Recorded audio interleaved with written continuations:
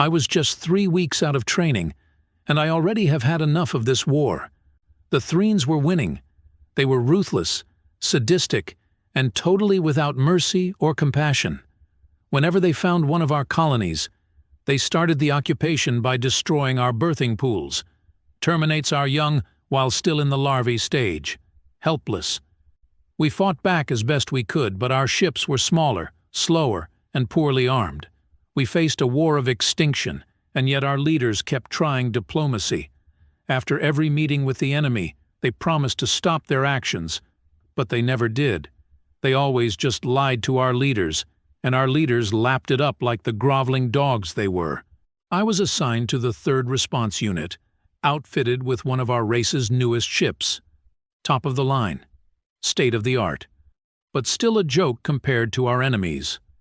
One thing my ship did have going for it was a small, faster-than-light engine. Unheard of, really, in such a small vessel. An idea came to me as I lay in my bunk, talking with my wingmate. We were discussing how we just fled from a Threen assault, giving up an entire planet to them, condemning every one of us still left on that rock to a gruesome death. "You know what?" I said, my arm draped over my eye stalks, as if to hide from the fate we just imposed on many of our race. "I think the humans were right." My wingmate coughed in shock. "Why bring those crazies into it?" he asked. "Don't we have enough to contend with already?" Humans. What they did. It opened many an eye stalk, that is for sure. When the humans were first discovered and introduced to the galaxy at large, they were excited. They were always smiling, hopeful and optimistic for their futures. They were so happy to find out that they finally were advanced enough to be accepted into the galaxy. I remember seeing screen grabs of the Dolan ambassador laughing, literally laughing in the face of the human representatives. "Advanced enough," he roared with mirth. "Who cares if you are advanced enough? Your planet is rich in resources. That's all the advancement we need." The smile on the humans' faces seemed to crumple at that, though they valiantly tried to remain optimistic of the situation. Until the Dolans took untold millions of tons of resources and refused to pay, saying, "Now you know to get payment up front. That knowledge is the only payment you will get from us." And the Sleen Empire. They invited 100,000 humans to come live on their planet, only to slap them in chains when they arrived and made slaves of them. When the humans, enraged at the treatment of their people, demanded the release of those captured, the Sleen Empire said, "Very well, we are sending the 100,000 to you now," and then sent 100,000 Viridium-tipped missiles into human cities and settlements. It was after that when the Jandis Collective offered them medicine to treat the Viridium burns. At first, the medicine was a godsend, curing the burns and disease caused by the missiles. But then every human that had gotten treatment disappeared in horrible agony. The Collective had used the humans as test subjects for a biological weapon. The humans, after this, cut off all contact with the galaxy at large. They had become a laughingstock and were the butt of many a joke and insult. They refused any ship, left any hail unanswered, and never left their own area of space. But 2 of their years later, they opened channels to the galaxy and broadcast this message: "We welcomed you with open arms. Some of you laugh at us, and that is fine. But if you betrayed us, this is your only warning. Run." Oh, how they all laughed. These stupid humans, what could they do? The galaxy did not laugh for long. It seems that even though humans were the punchline of many a joke, they were still able to study the weapons and craft of their enemies and improve on the designs. The first sign that the humans might be a force to be reckoned with was when all 7 of the Sleen Empire core worlds were bombarded with tens of thousands of a new type of Viridium missile, ones which seemed to react violently with the atmosphere itself, making the air unbreathable, and saw people immolated where they stood, even 1,000 miles from where the missile hit. Most of the galaxy thought this a fluke, that the humans blindly stumbled into creating a weapon that worked better than they planned. But when the Jandis Collective began to fall sick, world after world of collective members dying in agony from a disease so potent It caused necrosis of the skin to where body parts started to fall off the infected. The galaxy realized this was indeed the humans, exacting revenge. Medical teams from many worlds studied the virus, and it seemed the Jandis Collective's own disease they used on the humans was mutated with a human disease called leprosy, and the result was disastrous. The galaxy at large called on the humans, begged them to stop their warfare, and none so loud as the Dolans. They apologized to the humans, offered to pay back what they owed double. They waited in fear for the human response, and when over a dozen large ships appeared in the skies above the Dolan homeworld, seemingly out of nowhere, the Dolans were heard from no more. Their world was laid waste, and the humans sent out one last message over 600 years ago. Do not come near human space. Do not approach us. Do not contact us. Do not even mention us. If any ship approaches, be it a vessel of peace or war, it will be destroyed. There will be no further warning. The galaxy's races, of course, assembled for war. How dare this upstart race order them what to do?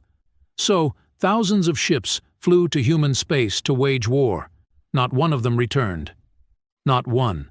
Over the centuries, envoys have been sent to human space, all with the same result. The ship's engines would cut out for no reason. Then the ship would be destroyed. The humans were right, I repeated. Everyone else in this galaxy sit there and watch us fade away, slowly at the hands of the Threen. They do nothing. We would all be better off if we were just left alone. We would be better off if we were like the humans. And I stopped.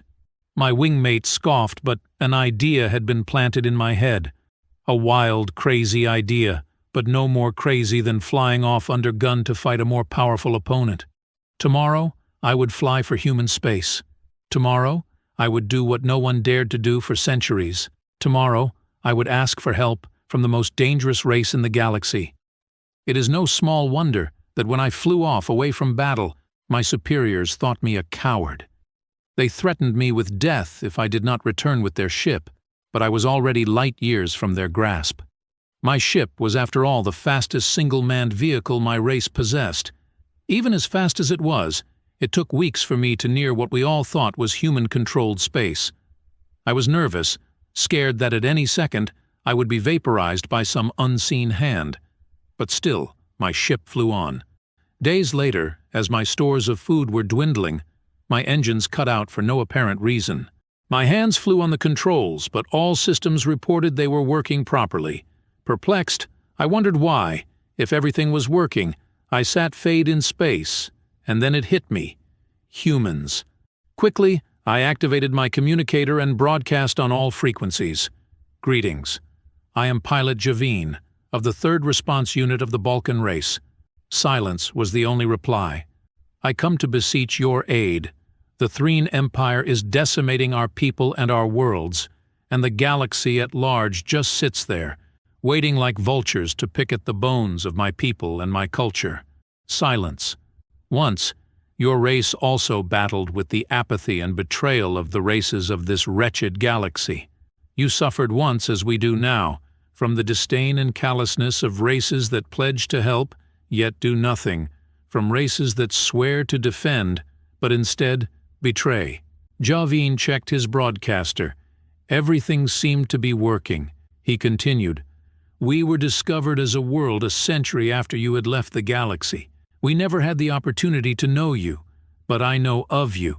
The old races speak your names in fear, as the only race to stand up to the evil that permeates the very core of this expanse of space. Silence. I know why you turned your back on the other races. I understand as my race is betrayed just as yours was. Silence. But you can help us bring an end to the way things are. How can you sit on the sidelines, doing nothing while peaceful worlds burn? Silence. How can you be so cruel? Silence. Angry, Javine yelled into his communicator. How can you be so cowardly? He sat in fear, waiting for his death, when without warning, his engines came back online. Confused, he looked around, wondering what was happening, when across his communicator, A single ward scowled from right to left. Run.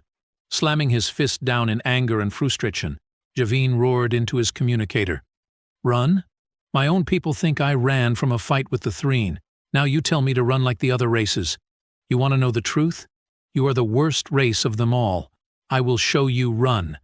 And with that, Javin ran to the engine room, ripped his sidearm from his holster, and fired it into the FTL engine that was his only way home, his only escape, his last hope.